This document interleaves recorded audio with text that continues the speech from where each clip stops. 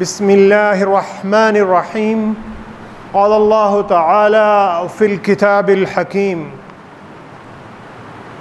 ومريم ابنة عمران التي أحصنت فرجها فنفخنا فيه من روحنا وصدقت بكلمات ربها وكتبه وكانت من القانتين.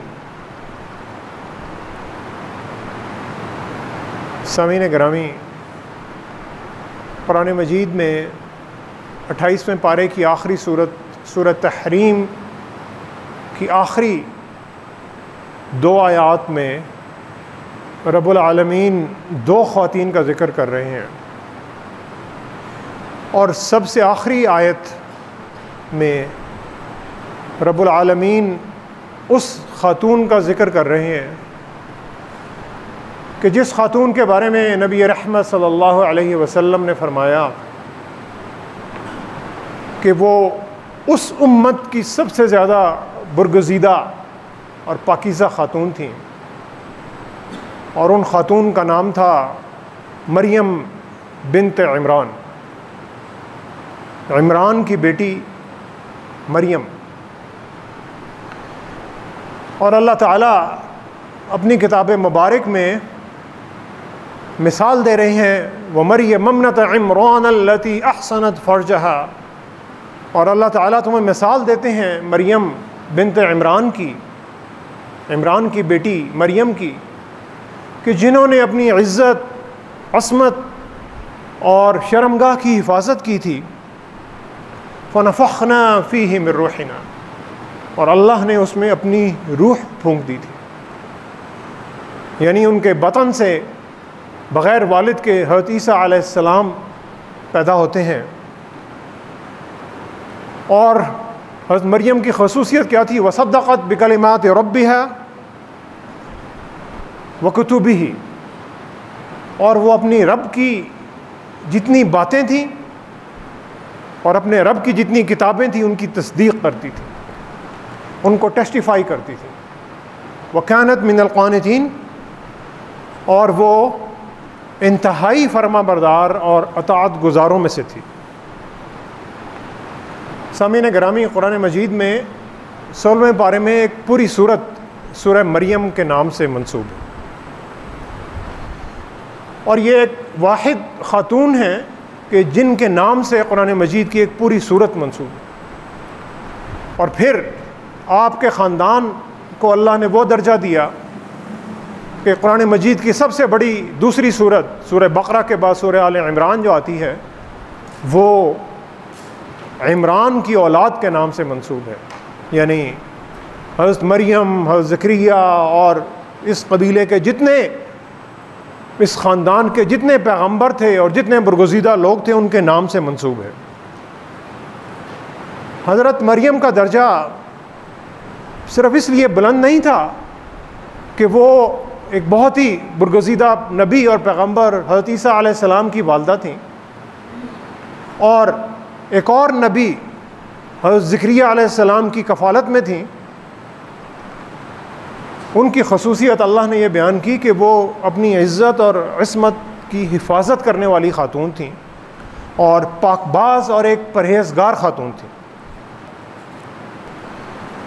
اور سورہ آل عمران میں فرشتے آتے ہیں حضرت مریم کے پاس اور آپ سے کہتے ہیں کہ اے مریم، آپ کو اللہ نے منتخب کر لیا ہے۔ وَإِذْ قَالَتِ الْمَلَائِكَةُ يَا مَرْيَمُ إِنَّ اللَّهَ اصْطَفَاكِ وَطَهَّرَكِ وَاصْطَفَاكِ عَلَى نِسَاءِ الْعَالَمِينَ، کہ اے مریم، آپ کے رب نے آپ کو منتخب کر لیا ہے اور آپ کو پاک کر دیا ہے، آپ میں پاکیزگی اور حیا دے دی ہے، اور آپ کا درجہ علی نساء العالمین، پوری دنیا کی جتنی خواتین تھیں ان سے بلند کر دیا۔ اور پھر فرشتے ان سے دوبارہ کہتے ہیں اذ قالت الملائکۃ یا مریم ان اللہ یبشرک بکلمۃ منہ اسمہ المسیح عیسی ابن مریم وجیہا، عیسی ابن مریم وجیہا فی الدنیا والآخرہ ومن المقربین. اور فرشتوں نے مریم سے کہا کہ اے مریم، اللہ تعالیٰ آپ کو بشارت دے رہے ہیں، خوشخبری دے رہے ہیں، اللہ کی طرف سے ایک کلمہ آپ کی طرف آ رہا ہے جس کا نام مسیح عیسیٰ ابن مریم ہے. اور ان کی خصوصیت کیا ہے؟ وجیہن فی الدنیا والآخرہ، کہ وہ دنیا میں بھی ایک بہت بڑے خوبصورت اور وجیح انسان ہوں گے، اور آخرت میں بھی.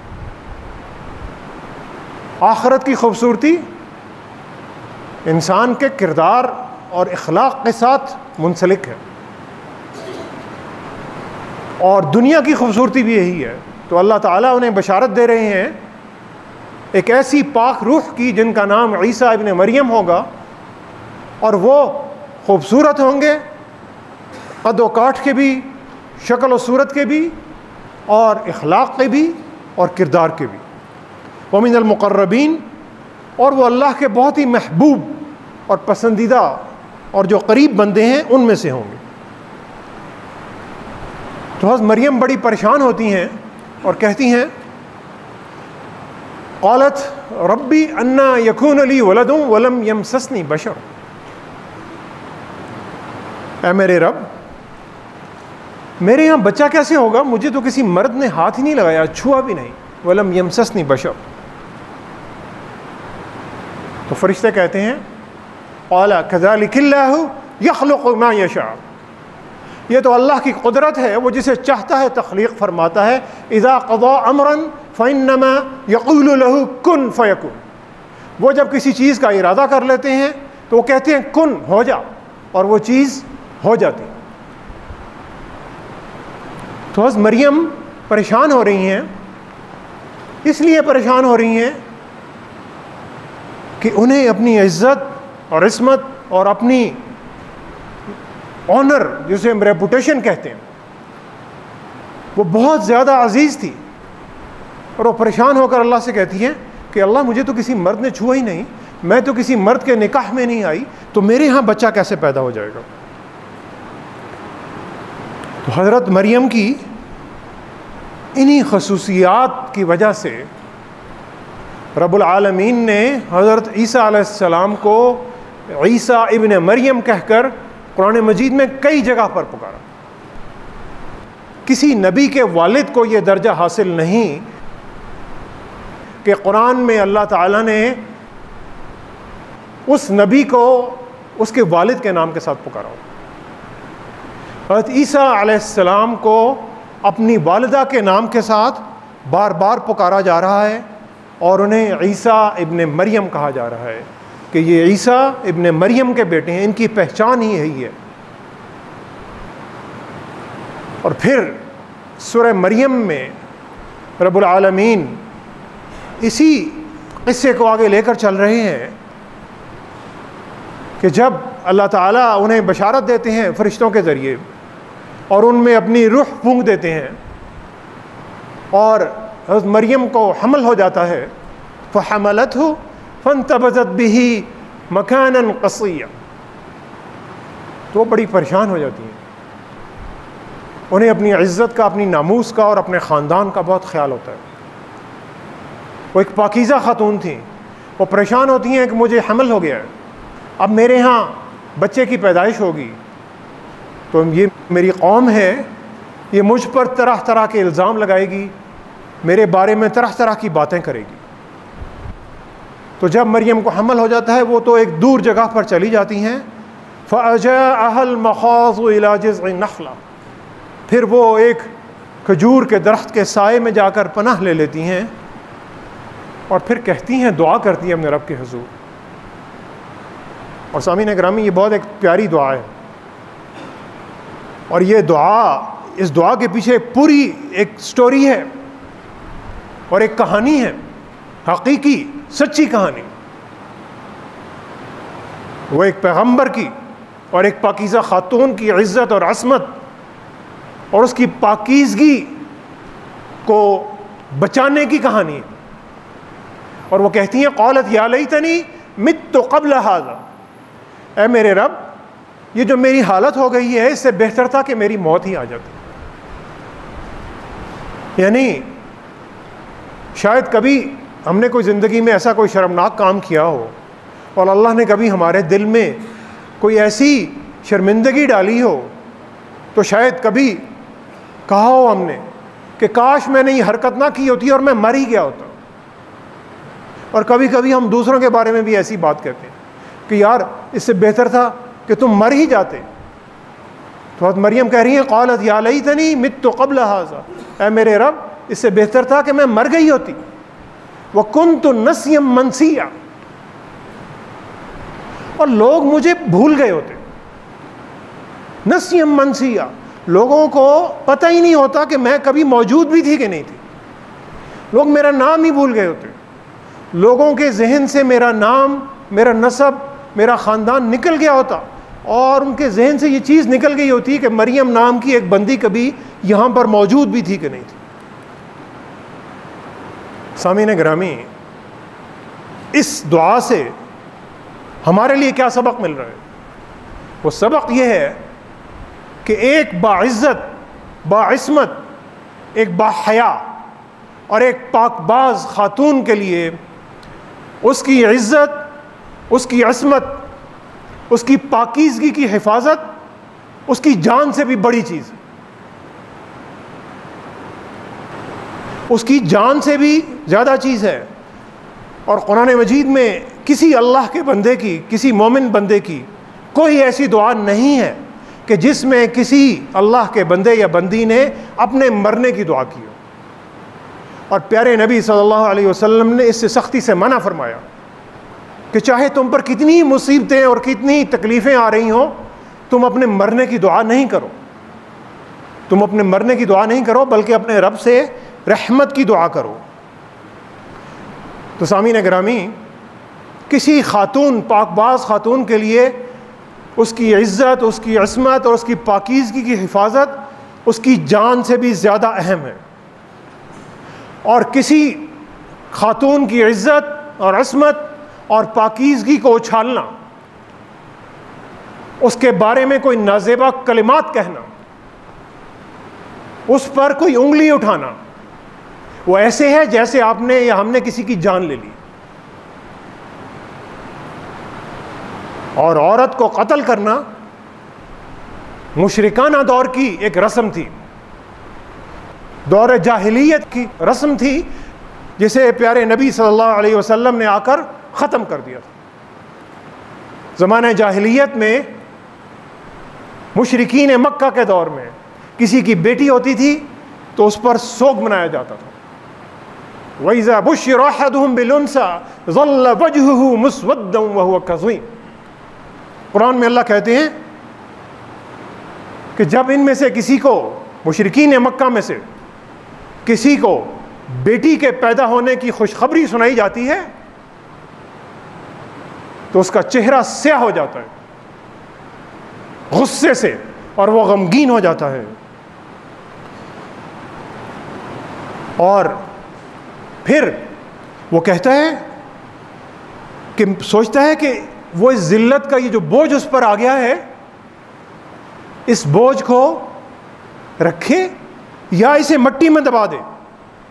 اَيَمْسُكُهُ عَلَىٰ هُونٍ أَمْ يَدُسُّهُ فِي التُّرَابِ. کیا وہ اس بوجھ کو رکھے یا اس بوجھ کو مٹی میں دبا دے.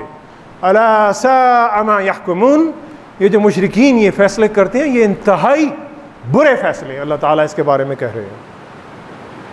مشرکین بیٹی کے پیدا ہونے کو ذلت سمجھتے تھے اور وہ سمجھتے تھے کہ جو ذلت کا سبب بن رہا ہے اسے مٹی میں دبا دو تو میری ذلت ختم ہو گئی. حالانکہ ایسا نہیں تھا. اور مومن خاتون حضرت مریم اپنی عزت کے جانے کو اپنی ذلت سمجھ رہی تھیں اور اپنے مرنے کی دعا کر رہی تھیں. سامعین گرامی، آج بھی ہم اس معاشرے میں جس میں رہتے ہیں آج بھی ہم بیٹوں کے پیدا ہونے پر فخر محسوس کرتے ہیں. اور آج بھی کچھ لوگ ایسے بھی ہیں کہ جو بیٹی کے پیدا ہونے پر غمگین ہوتے ہیں. یہ مشرکانہ دور کی رسم ہے، یہ دور جاہلیت کی بات ہے۔ نبی رحمت صلی اللہ علیہ وسلم نے آ کر انسانیت کو یہ جو بندھن ہم نے بنائے ہوئے تھے، ان بندھنوں سے آزاد کر دیا تھا۔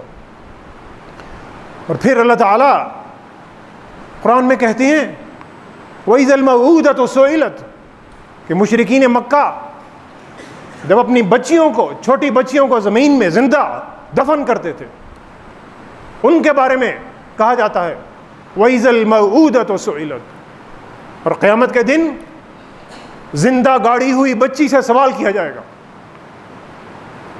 بِأَيِّ ذَنبٍ قُتِلَتْ،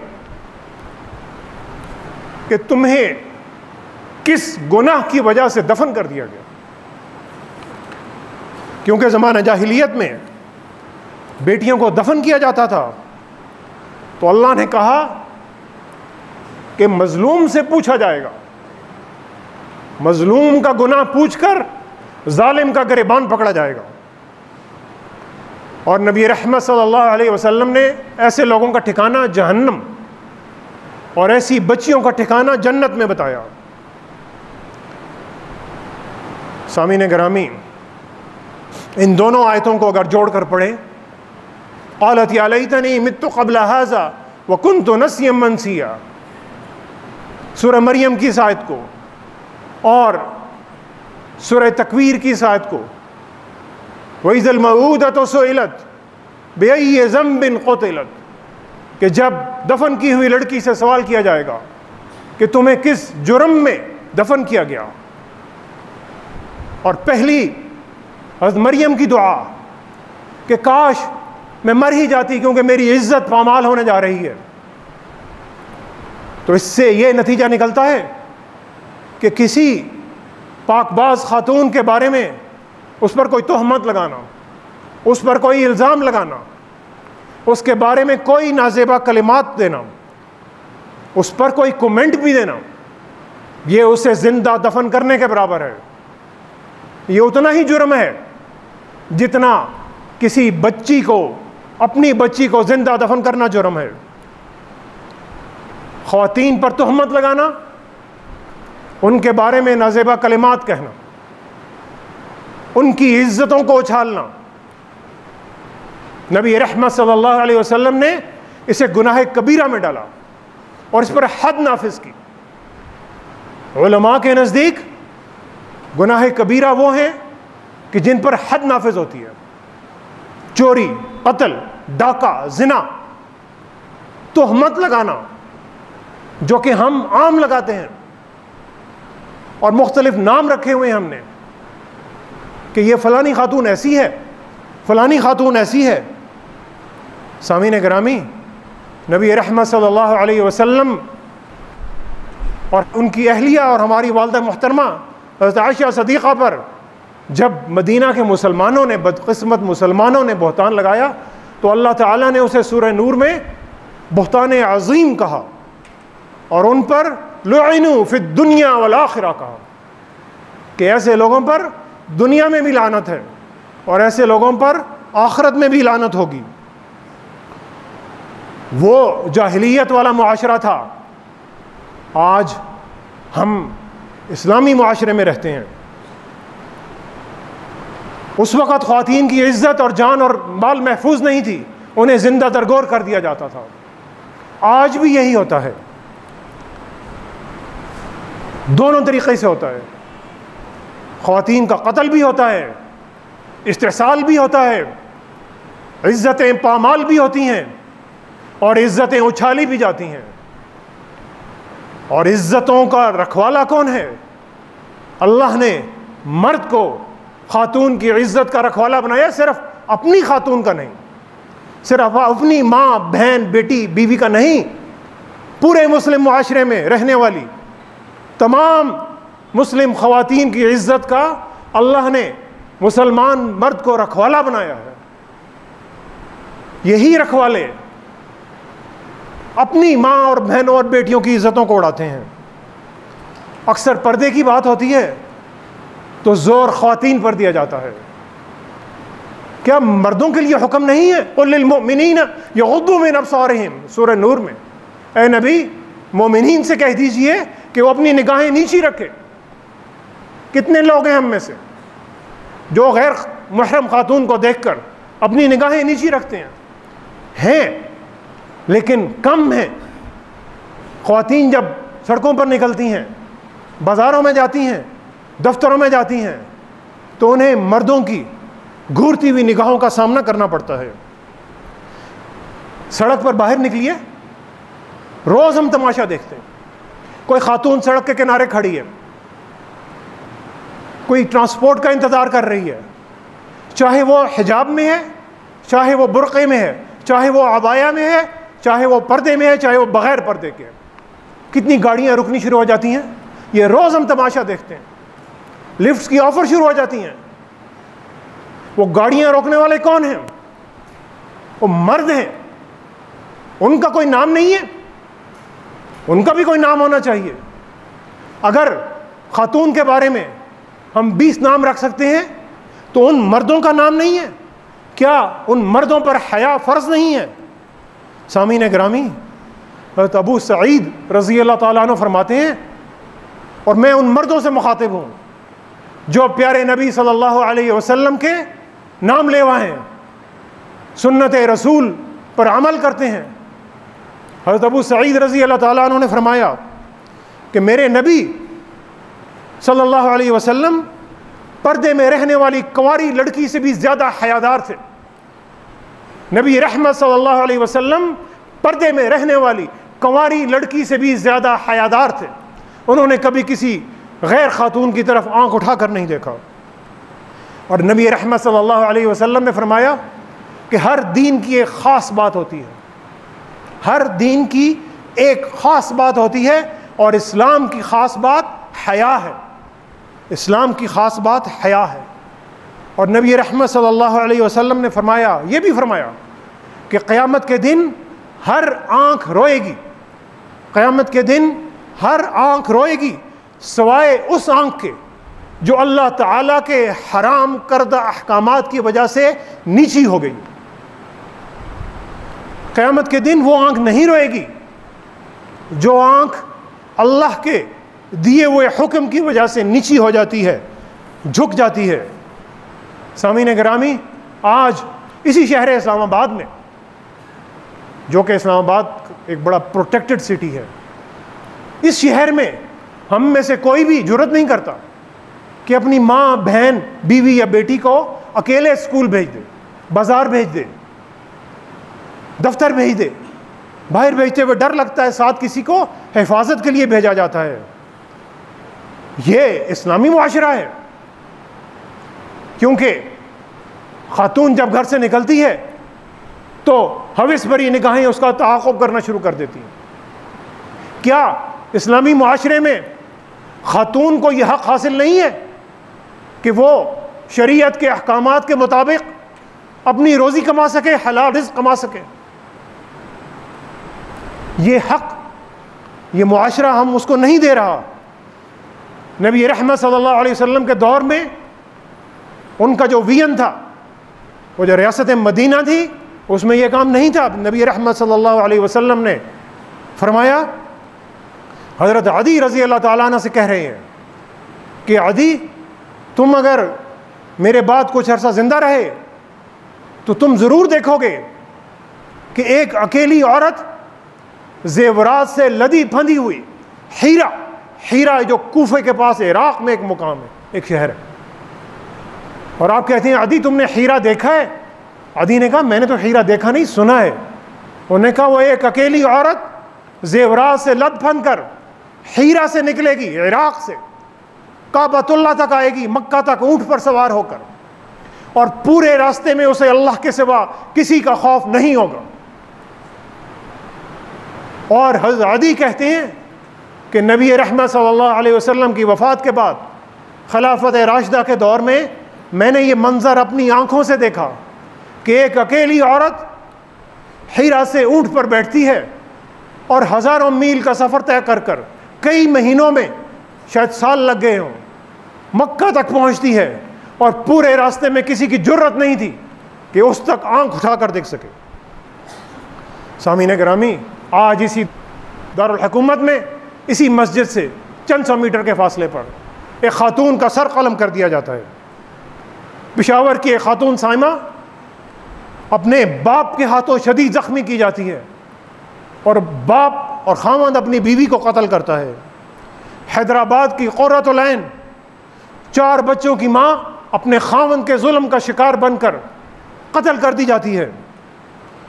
لاہور کی ختیجہ صدیقی کو 23 چھریاں جس ملزم نے ماری، 3 سال کے بعد عدالت نے اسے 5 سال قید کی سزا دی، اسے 3 سال بعد رہا کر دیا جاتا ہے۔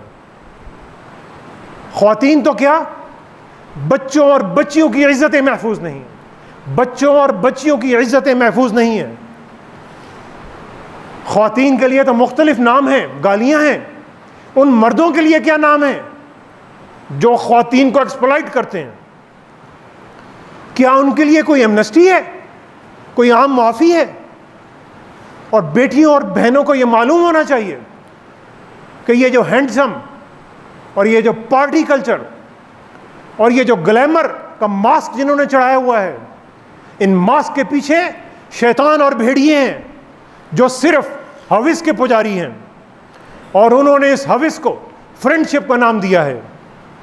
اور جب ان کا دل بھر جاتا ہے تو وہ شکاری کسی نئے شکار کی تلاش میں نکل پڑتے ہیں اور ٹیشو پیپر کی طرح استعمال کر کے پھینک دیتے ہیں، اور پھر نہ صرف پھینک دیتے ہیں بلکہ ذاکر جعفر اور عثمان مرزا جیسے بھیڑیے پھر ان خواتین کو بلیک میل کرتے ہیں۔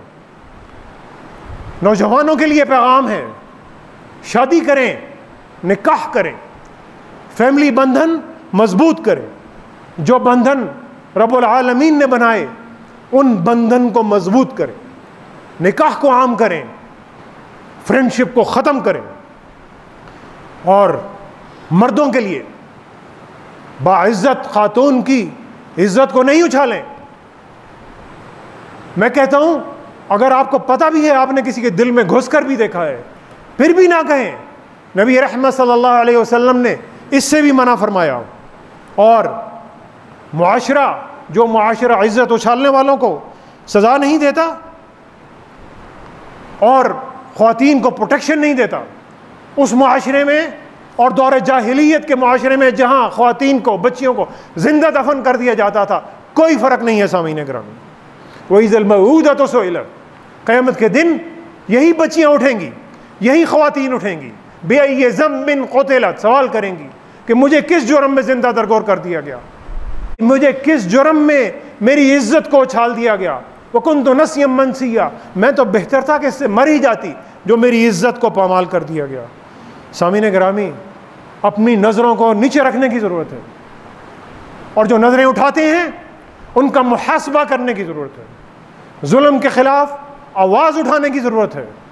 ہم ایک خداداد مملکت اسلامی جمہوریہ پاکستان میں رہتے ہیں، ہمیں اپنی اقدار کی حفاظت کرنی ہے، ہم نے اپنی خواتین کو پروٹیکشن دینی ہے، ہم نے اپنے بچوں کو پروٹیکشن دینی ہے، ہم نے ان کی صحیح تربیت کرنی ہے تاکہ کو مغرب زدہ طبقہ ہمارے بچوں اور بچیوں کو تحریک آزادی نسواں کے نام پر گمراہ نہ کرے، کیونکہ اسلام نے جتنی آزادی اور جتنی پروٹیکشن خواتین کو دی ہے دنیا کے کسی معاشرے نے نہیں دی، اور اگر ہم نہیں دیتے تو اس میں اسلام کا کوئی قصور نہیں، اس میں ہمارا قصور ہے، اس میں ہم نے اپنے آپ کو دیکھنا ہے۔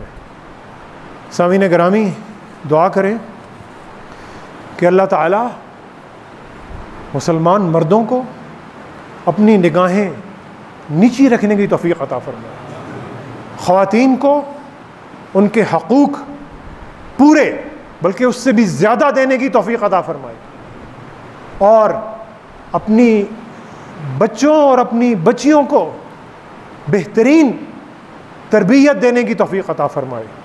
وما علینا الا البلاغ المبین۔